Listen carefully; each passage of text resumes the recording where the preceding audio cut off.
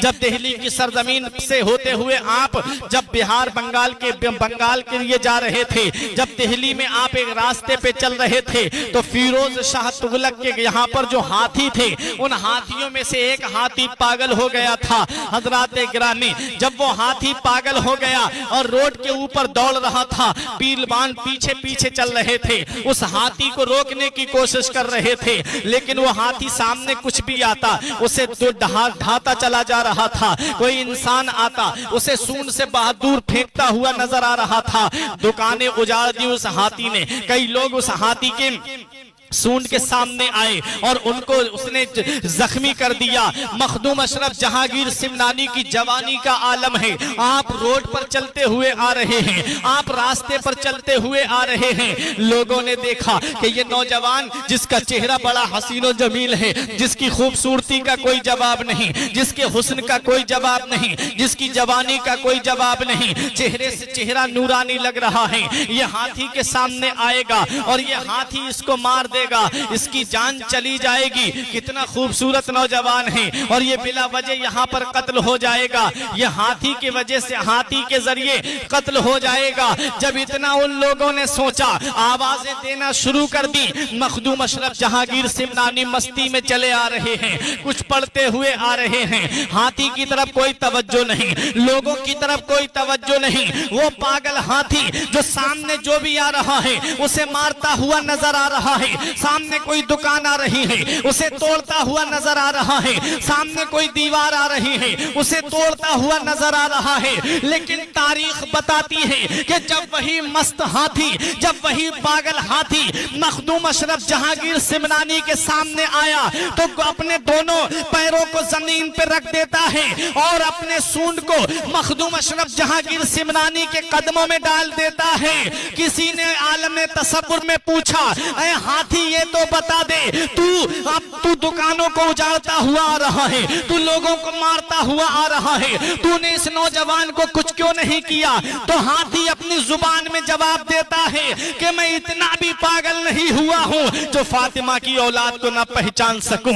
मैं इतना भी पागल नहीं हुआ हूँ जो अली की औलाद को ना पहचान सकूं। इस राज से वाकिफ है जमाने वाले, जिंदा है मोहम्मद के घर आने वाले। हजरात गिरामी, वो मस्त हाथी जो दुकानें उजाड़ रहा था, वो मस्त हाथी, वो पागल हाथी जो सामने आता उसे जख्मी कर देता या मार रहा था, वो मखदूम अशरफ जहांगीर सिमनानी के सामने आकर के अपने सूंड को आपके कदमों में डाल करके गोया गुलामी का सबक दे रहा है, गुलामी का पैगाम दे रहा है और अपनी जुबान से यही कह रहा है कि मैं पागल जरूर हूं लेकिन अली की औलाद को जरूर पहचानता हूं, फातिमा की औलाद को जरूर पहचानता हूं, हुसैन के लाडलों को जरूर जानता हूं। ये आले रसूल हैं कि जिनका चेहरा देखो तो आले रसूल, जिनकी जात देखो तो आले रसूल। और पूरी दुनिया को मखदूम अशरफ जहांगीर सिमनानी ने ये पैगाम दे दिया कि अली की आल की हुकूमत सिर्फ इंसानों पर नहीं है बल्कि जानवरों पर भी अली की आल की हुकूमत है। अली की औलाद की हुकूमत सिर्फ इंसानों और जिन्नात पर नहीं है बल्कि हैवानात पर भी हुकूमत है, नबातात पर भी हुकूमत है, जमातात पर भी हुकूमत है। मखदूम अशरफ जहांगीर सिमनानी जब दिल्ली की सरजमीन पर पहुंचे, वहां एक अल्लाह के वली ने कहा, तुम्हारा हिस्सा जो है वो बंगाल की सरजमीन पर है, कहीं पर रुकना नहीं, सीधे बंगाल जाओ। मखदूम अशरफ जहांगीर सिमनानी बंगाल की सरजमीन का इरादा करते हैं और जब आप बिहार की सरजमीन पर पहुंचे तो बिहार की सरजमीन पर एक बहुत बड़े अल्लाह के वली हैं, तारीख में जिनका नाम सैयद शरफुद्दीन याहिया मुनीरी मिलता है। उनके विसाल का वक्त करीब था, उनका इंतकाल होने वाला था। मुरीदीन ने कहा, हुजूर जरा ये तो बताइए, अब आप इस दुनिया से पर्दा करने वाले हैं, कुछ हमें वसीयत करके जाइए, कुछ हमें नसीहत करके जाइए। तब सैयद शरफुद्दीन याहिया मुनीरी ने कहा कि मेरी वसीयत ये है कि मेरा जब इंतकाल हो जाए तो मेरे जनाजे की नमाज तुम में से कोई नहीं पढ़ाएगा। लोगों ने कहा, हुजूर जब हम नमाज जनाजा नहीं पढ़ाएंगे, आपके कोई खास खलीफा हैं क्या? आपके खुलफा में से कोई हैं, उनका आप नाम बता दीजिए, वही आपके जनाजे जनाजे की नमाज पढ़ाएंगे। सैयद शरफुद्दीन याहिया मुनीरी ने फरमाया मेरे जनाजे की नमाज वो पढ़ाएगा जो सैयद सहीहुन नसब होगा और जो किराते सबा का हाफिज होगा, जो 14 उलूम का आलिम होगा और जो हुकूमत को छोड़ करके आया होगा, जो तारिकुस सल्तनत होगा।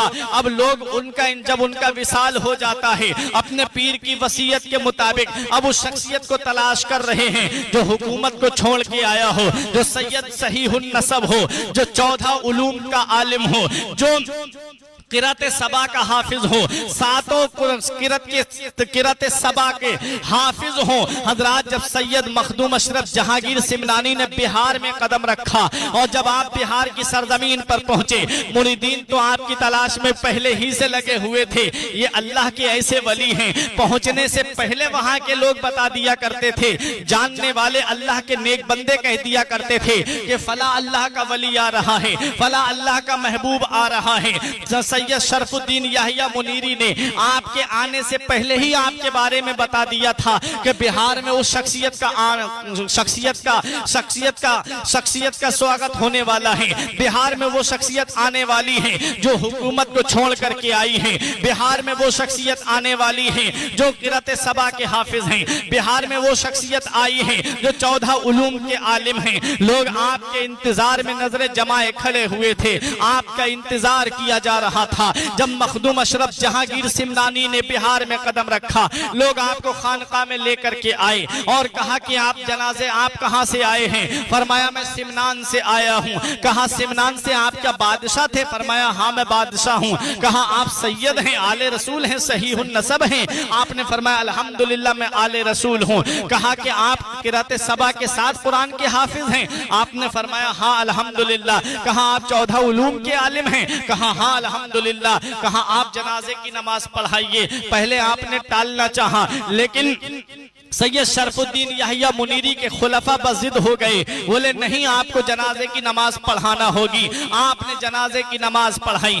और जब जनाजे की नमाज पढ़ा करके जब आप उनको दफन कर दे, उनको खानका में दफन कर दिया जाता है, तो अचानक से थोड़ी देर के बाद में सैयद शरफुद्दीन याहिया मुनीरी का हाथ कब्र से बाहर निकल आता है। तमाम मुरीदीन घबरा गए, तमाम खुलफा देख करके हैरत में पड़ गए, ये हाथ पीरो मुर्शिद का बाहर क्यों निकल करके आ गया है? हजराते गिरामी सैयद मखदूम अशरफ जहांगीर सिमनानी से लोगों ने कहा ये पीरो मुर्शिद का हाथ बाहर क्यों निकल आया है? तब कहा कि मर्दाने गैब से हजरत को एक ताज मिला था और हजरत ने विसाल से पहले तुम लोगों को वसीयत की थी कि वो ताज मेरी कब्र में रख देना मेरे साथ में। तुमने वो वसीयत को पूरा नहीं किया। एक मुरीद आंखों से आंसू पोंछता हुआ खड़ा हुआ, बोला हाँ वो ताज मेरे पास में है। हजराते गिरामी जब वो ताज लाया जाता है तब वो ताज आपके हाथ में दिया जाता है, हाथ नीचे चला जाता है। अब यहाँ पहुंच करके एक अकीदे का मसला भी सुन लो और उन लोगों को भी ये पैगाम दे दो जो ये कहते हैं कि नबी माज़ल्ला मर करके मिट्टी में मिल गए। उनको ये पैगाम दे दो कि जब बिहार की सरजमीन पर सैयद शरफुद्दीन याहिया मुनीरी जिंदा है तो फिर मदीने वाले मुस्तफा जिंदा क्यों नहीं होंगे? जब उनके गदा भर देते हैं शाहाने जमाना की झोली, मोहताज का जब ये आलम है, मुख्तार का आलम क्या होगा? चाहे तो इशारों से अपने काया ही पलटते दुनिया की, ये शान है उनके गुलामों की, सरदार का आलम क्या होगा?